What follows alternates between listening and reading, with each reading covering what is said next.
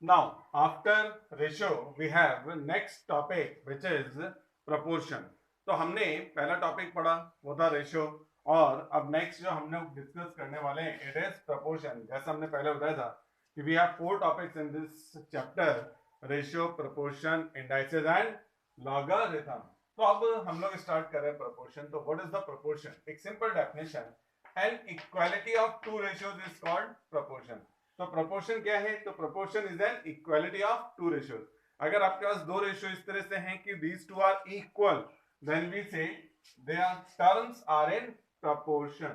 अब for example let two ratios a is to b and c is to d are such that, तो हमारे पास दो ratios हैं a is to b और c is to d, और इस तरह से हैं कि a is to b is equal to c is to d. a is to b is equal to c is to d. That means two ratios are equal. Then we say four terms. तो यहाँ चार term दिख रही हैं a b c d. तो then we say four terms a b c and d are in proportion. तो ये जो चार टर्म लिखे हमने a b c d, इसको क्या कहेंगे? These four terms are in proportion. In a is to b is equal to c is to d. A and d are called extreme values. So remember, first and last is called extreme values, while B and C यानी middle two terms are called mean values. So always remember, if A is to B is equal to C is to D, so then then first and last is called extreme values, while and middle two values is called mean values. अब next, if A is to B is equal to C is to D, suppose that A is to B is equal to C is to D, then by the definition of ratio, A is to B means A upon B, C is to D, C upon D. Now we make cross multiplication. तो A into D is equal to B into C. तो अगर cross multiplication करेंगे तो अपने पास क्या आ जाएगा? A into D और ये B into C. तो which is called cross product rule. It is called cross product rule. That means A और D आपको जैसा हमने यहाँ लिख के दिया एक्सट्रीम वैल्यूज हैं, B and C कैसी वैल्यूज हैं? मीन वैल्यूज हैं. तो that means product of extremes is equal to product of means. यानी कि कहने का मतलब है कि if A is to B is equal to C is to D, then A into D यानी product of extreme is equal to B into C, that means product of mean values. तो ये तो था हमारे पास एक simple definition proportion का. अब next इसके लिए important properties.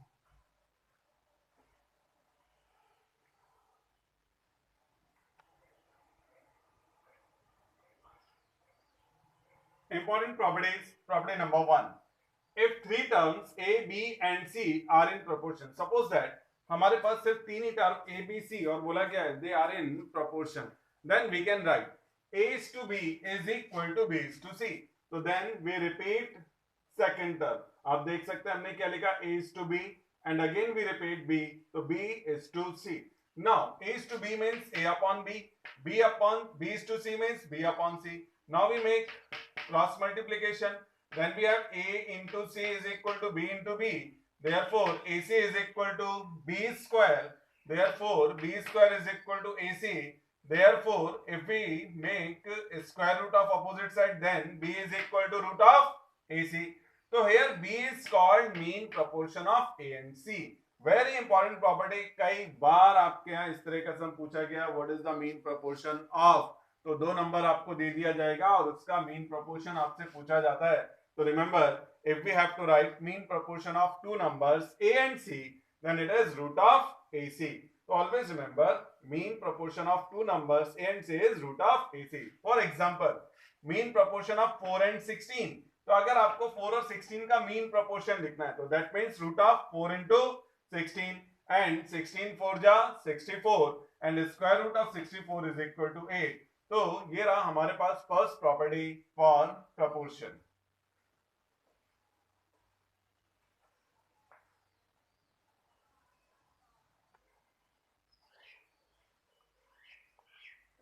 Next property which is property number 2: if a is to b is equal to c is to d, then as usual a upon b is equal to c upon d. If we take reciprocal of both sides, तो आप देख सकते हैं we can take reciprocal of both sides, that means 1 upon a upon b, 1 upon c upon d. तो आप अगर इसको change करेंगे तो b moves in the numerator and d moves in the numerator, and A and C remains in denominator. So that is why we have B upon A is equal to D upon C. तो therefore B is to A is equal to D upon D is to C. तो आप देख सकते हैं A और B का position change हुआ, C और D का पोजीशन चेंज हुआ, और आपको मालूम है कि जब A is to B को आप B is to A लिखते हैं then it is called inverse ratio. So that is why this property is called invertendo rule. तो ये हमारे पास क्या आ गया यहाँ पर, invertendo rule. So if we have A is to B is equal to C is to D, then we also write B is to A is equal to D is to C, which is called invertendo rule. Next, if A is to B is equal to C is to D, so then definitely we have to write A upon B is equal to C upon D. If we interchange position of B and C, आप देख सकते हैं हमने एक double head arrow mark किया है. C moves towards B and B goes position of C. तो अगर आप देखें ये आपस में इंटरचेंज हो जाए तो क्या रह जाएगा, A upon C is equal to B upon D. तो therefore A is to C is equal to B is to D. तो आप देख सकते हैं जहां पर हमने पहला ओरिजिनल लिखा था A is to B is equal to C is to D, convert होके आ गया A is to C is equal to B is to D. तो here position of B and C alters, यानी कि B और C का सिर्फ position बदल रहा है या अल्टर कर रहा है. therefore it is called alternando rule. तो ये आ गया प्रॉपर्टी नंबर 3, alternando rule, यानी कि we can interchange middle two positions. Next we have property number 4.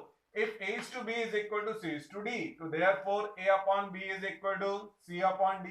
We add both sides 1, then A upon B plus 1 is equal to C upon D plus 1, which is cross multiplication के बाद क्या रह जाएगा, A plus B upon B, C plus D upon D. हमने इसको mark करके रखा है इक्वेशन 1 क्योंकि इसको मैं प्रॉपर्टी नंबर 6 में यूज करूंगा. After that this term is also written as A plus B is to B, C plus D is to D. तो it is called componendo rule. तो ये जो हमारे पास आ रहा है इसमें क्या बोल रहे हैं हम इसको, कंपोनेंडो, यानी कि जो न्यूमरेटर है उसमें डिनोमिनेटर को ऐड कर सकते हैं जबकि B denominator as it is रह जाएगा. तो अब इसी तरह से अगर आप -1 कर दें फिफ्थ प्रॉपर्टी में तो आपके पास आ जाएगा A minus B upon B, C minus D upon D, यानी कि A minus B is to B is equal to C minus D is to D. तो it is called dividendo rule. तो आप देख सकते हैं मैंने यहाँ पर इक्वेशन 1 एंड इक्वेशन 2 नोट करके रखा है इस प्रॉपर्टी में, जिसे मैं नेक्स्ट प्रॉपर्टी नंबर 6 में यूज करूंगा, और एक नया रूल आएगा हमारे पास कंपोनेंडो एंड डिविडेंडो रूल. तो ये हमारे पास 5 हो गए. नेक्स्ट हम लोग देखते हैं 6, 7 क्या प्रॉपर्टीज है.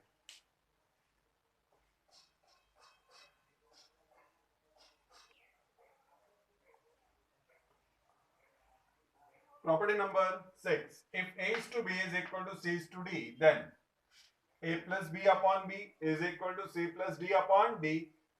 Equation 1 from property number 4, वहां मैंने मार्क किया था. A minus B upon B is equal to C minus D upon D. Equation number 2 from 5, जैसा हमने पिछले दो प्रॉपर्टीज में लिखा था. Now we divide equation 1 by equation 2. So therefore A plus B upon B is equal to A minus B upon B. Left side के बाद right side अपने पास C plus D upon D upon C minus D upon D. B to B cancel, D to D cancel. Therefore A plus B upon A minus B and C plus D upon C minus D. It is called componendo and dividendo rule. तो अगर आपके पास A is to B is equal to C is to D, then it is also written as A plus B upon A minus B is equal to C plus D upon C minus D. तो आप यहाँ पर ये term भी note कर सकते हैं, which is called componendo and dividendo rule. Now property number 7. If A upon B is equal to C upon D is equal to E upon F is equal to dash dash dash, मतलब हमारे पास बहुत सारे ratios equal हैं या फिर fraction equal हैं, then A upon B is equal to C upon D is equal to E upon F, और हमने उन सबको कंसीडर कर लिया है कि से, यानी कि मैंने अपनी तरफ से अज्यूम किया these fractions is equal to K. Now we take first and last, second and last, third and last equal. तो इस तरह से हमने इक्वल किया तो अपने पास क्या आ गया, A upon B is equal to K, C upon D is equal to K, E upon F is equal to K. Now we make cross multiplications for denominator, then we have A is equal to BK, C is equal to DK, E is equal to FK. Now we adding these terms. ये जो अपने पास last आ रहा है इन सबको add करते हैं तो हमारा लेफ्ट हैंड साइड में क्या आ जाएगा A plus C plus E dash dash dash equal to BK plus DK plus FK plus dash dash dash. आप यहाँ पर राइट साइड से देख सकते हैं each and every term contains K, we take K common, तो that means K into B plus D plus F and so on. अब अगर आप इस B plus D plus F को डिवाइड में ले लें तो therefore A plus C plus E dash dash dash upon B plus D plus F plus dash dash equal to K. But आपने K किसको कंसीडर किया था? A upon B is equal to C upon D is equal to E upon F. तो इसका मतलब हुआ आप K की जगह ये वैल्यू रिप्लेस कर सकते हैं. तो therefore we have A upon B is equal to C upon D is equal to E upon F equal to A plus C plus E dash dash B plus D plus F dash डैश. यानी कि numerators आपस में add हो जाएंगे, denominator आपस में add हो जाएंगे. यानी कि आप अगर इस तरह से फ्रैक्शंस इक्वल हैं तो आप उनके न्यूमरेटर को ऐड कर सकते हैं और नीचे डिनोमिनेटर को ऐड किया जा सकता है. It is called addendo rule. तो ये क्या आ जाएगा हमारे पास property number 7 which is addendo rule. Same अगर आप यहाँ पर ऑन एडिंग की जगह माइनस कर दें तो then we have A minus C minus C and so on, B minus D minus F and so on. तो यानी कि दोनों तरफ माइनस आ जाएगा which is called subtrahendo rule. Remember जैसा एडेंडो रूल है वैसा ही अपने पास क्या होता है subtrahendo, जो कि वर्ड आ रहा है subtract से, तो subtrahendo रूल आपके पास सेम आ जाएगा. तो it is an important properties for proportion. Now we have exercise 1B.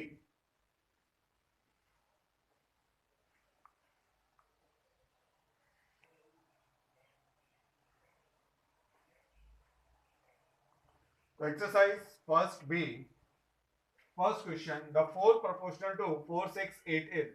So let 4 proportional is x. तो हमको पूछा क्या 4 6 8 का फोर्थ प्रोपोर्शनल यानी फोर्थ टर्म क्या है, तो लेट इट इज x. तो therefore 4:6 is equal to 8:x as usual. हमने यहाँ पे लिखा चार टर्म्स को प्रोपोर्शन में. अब नेक्स्ट आपको मालूम है प्रोडक्ट ऑफ एक्सट्रीम्स यानी 4 into x is equal to product of mean 6 into 8. Cross multiplication कर लेंगे then we have x equal to 12. तो that means fourth proportion is 12. Third proportional to 12 18 is. अब आपको 12 और 18 का थर्ड प्रोपोर्शन चाहिए तो let third proportional is x. तो therefore 12:18 is equal to 18:x. हमने क्या किया 18 मिडिल हो जाएगा तो उसको रिपीट किया है 12:18 is equal to 18:x. Again product of extreme यानी 12 into x is equal to product of means 18 into 18. Now 12 को क्रॉस कर देंगे तो x equal to 18 into 18 upon 12 which is 27. तो therefore third proportion is 27. The mean proportion between 25 and 81. Question number 3. आपको बोला गया what is the mean proportion of 25 and 81. तो formula सबको मालूम है mean proportion is equal to root of AC. तो therefore mean proportion is equal to root of 25 into 81. और आपको मालूम है 25 के लिए 5, 81 के लिए 9 यानी 9 5 जा 45. तो mean proportion is 45. The numbers which has the same ratio to 26. आपको एक ऐसा नंबर चाहिए जिसका रेशियो 26 के साथ सेम है as that 6 has to 13. जैसा कि 6 का किसके साथ है 13. तो let number is x. तो ratio of x to the 26 यानी कि x into x is to 26 is equal to 6 is to 13 यानी कि next ratio. Again product of extreme is equal to product of mean. Cross multiplication then we have 12. तो वो required number is 12. Next the fourth proportional to 2a square c is. तो again we consider fourth proportional is x. So therefore 2a is to a square is equal to c is to x. Now again cross multiplication से पहला again product of extreme is equal to product of mean. Now we cross multiply 2a in the denominator. So therefore x equal to ac upon 2. तो fourth proportional is ac by 2. तो आप देख सकते हैं ये हमारे पास थे first 5 questions of exercise 1.1b. तो सिंपल प्रॉब्लम्स हैं, सिर्फ आप जरा प्रॉपर्टीज को पहला ठीक से बाय हार्ट करें।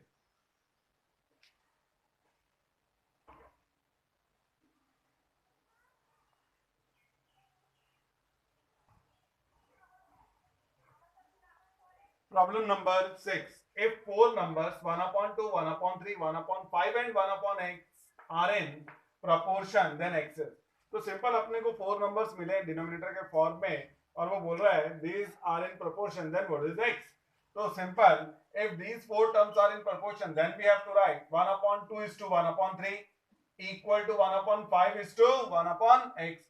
तो but 1/2 is to 1/3 is equal to 1/5 is to 1/x अगर है तो फर्स्ट इंटू लास्ट यानी product of extreme is equal to second into third यानी कि प्रोडक्ट ऑफ मीन। तो 1/2x इज इक्वल टू क्या आ जाएगा 1/15 क्रॉस मल्टीप्लिकेशन किया तो 15 is equal to 2x therefore x equal to 15/2। तो ये रहा question number 6। Next question number 27, the mean proportion between 12x square and 27y square as usual जैसा भी हमने पहले भी फाइंड आउट किया mean proportion is equal to क्या बताया था root of a into c यानी कि जो दो नंबर्स का mean proportion फाइंड आउट करना है आप उनका मल्टीप्लाई करें then we take square root तो therefore MP यानी कि mean proportion equal to 12x square into 27y square और अगर आप इसको मल्टीप्लाई कर लें 324 into x square into y square square root of 324 is 18 square root of x square x and square root of y square is y. So therefore mean proportion is 18xy. Now question number 8. If a is equal to b upon 2 is equal to c upon 5 then a is to b is to c is. Now we have a is equal to b upon 2 is equal to c upon 5. That term is also written as a upon 1 is equal to b upon 2 is equal to c upon 5। तो हमने change क्या किया जो सिर्फ a दिया था it is right in fraction form a upon 1 तो a का करस्पॉन्डिंग क्या रहा है 1 b के लिए 2 एंड c के लिए 5 तो therefore a is to b is to c is 1 is to 2 is to 5। Question number 8 after that problem number 9 if a upon 3 is equal to b upon 4 is equal to c upon 7 then a plus b plus c upon c is। तो simple आप a के corresponding 3 b के corresponding 4 और c का corresponding 7 replace कर लेंगे तो therefore a plus b plus c upon c 3 plus 4 plus 7 upon 7 14 upon 7 which is equal to 2। तो ये था प्रॉब्लम नंबर 9। इसी तरह का क्वेश्चन हमने रेशियो में कंप्लीट किया था तो ये हमारे पास next 10 if p upon q is equal to r upon s is equal to 2.5 is to 2.5 upon 1.5 then ps is to qr is। तो हमको फाइंड आउट करना है ps is to qr। तो सिंपल हमने सिर्फ नोट किया p upon q is equal to r upon s cross multiplication कर लेंगे ps is equal to qr that means अगर आप qr को अपोजिट शिफ्ट कर दें तो क्या आ जाएगा ps upon qr और यहाँ पे क्या आ जाएगा 1। After that 1 is written as 1 upon 1 आप 1 को लिख सकते हैं 1 upon 1 तो therefore ps is to qr is equal to 1 is to 1। तो जो रिक्वायर्ड रेशियो है वो क्या होगा 1 is to 1। Now problem number 11 if x is to y is equal to z is to w is equal to 2.5 is to 1.5 then value of x plus z upon y plus w। दो तरीके से complete किया जा सकता है एक तो एरेंडो rule या फिर जो मैंने डायरेक्टली लिया है x plus z upon y plus w x के करस्पॉन्डिंग 2.5 z के corresponding again 2.5 first second y है w भी सेकंड है तो y के करस्पॉन्डिंग सेकंड नंबर 1.5 और w का करस्पॉन्डिंग सेकंड नंबर 1.5 रिप्लेस कर देंगे तो 2.5 plus 2.55 1.5 plus 1.53 तो therefore answer is x plus z upon y plus w is equal to 5 upon 3।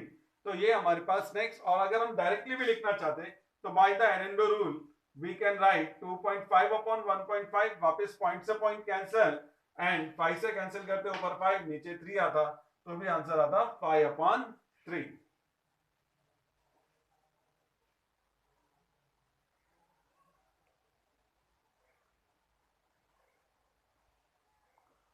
Next problem number 12 5x minus 3y divided by 5y minus 3x is equal to 3 upon 4, then value of x is to y is.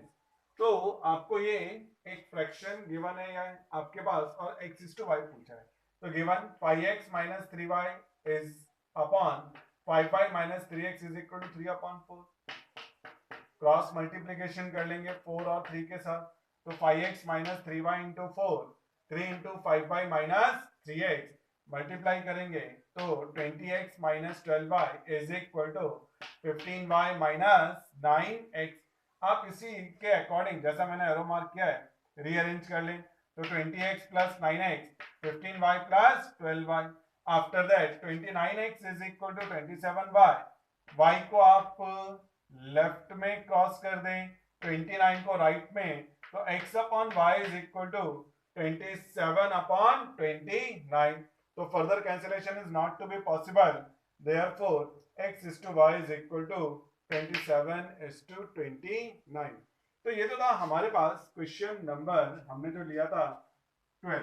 Question number 13. If a is to b is equal to 3 is to 2 and b is to c is equal to 3 is to 5, then a is to b is to c. हमने same question पहले भी complete किया, ratio में भी complete किया था. अब कैसा? आपके पास पहला गिवन है is to b is equal to 3 is to 2 and second ratio is b is to c is equal to 3 is to 5. तो here b is common. अब फर्स्ट जो है आप उसमें देखें b के करस्पॉन्डिंग 2 दिख रहा है और सेकंड में b का करस्पॉन्डिंग 3 दिख रहा है, तो opposite multiplication. First is multiplied bye oppositely 3 and second is multiplied bye opposite 2. तो ये हमारे पास, तो therefore a is to b is 9 is to 6 and b is to 6, c is 6 is to 10. अब अगर आप इनको कंबाइन कर दें, क्योंकि b कॉमन हो गया दोनों में 6, तो a is to b is to c 9 is to 6 is to 10. तो ये रहा हमारे पास question number 13. Next question number 14. If x upon 2 is equal to y upon 3 is equal to z upon 7, then value of 2x minus 5y plus 2z upon 2y is. तो हमको इस expression का value find out करना है, तो simple 2x minus 5y plus 2z upon 2y. x का corresponding value 2 replace करेंगे, y के लिए 3 एंड z के लिए 7. सिंपल कैलकुलेशन है, आप कर लेंगे 3 upon 6 which is equal to 1 upon 2. Again एक बार 13 टाइप का question, question number 15. If x is to y is equal to 2 is to 3 and y is to z is equal to 4 is to 3, then x is to y is to z is. तो again x is to y is 2 into 3, हमारे पास है 2 is to 3 and y is to z is 4 is to 3. तो अब अगर आप देखें first में y के लिए 3 है, सेकंड में 4 है, तो अपोजिट मल्टीप्लिकेशन, फर्स्ट को हमने 4 से और सेकंड को 3 से मल्टीप्लाई कर लेना है.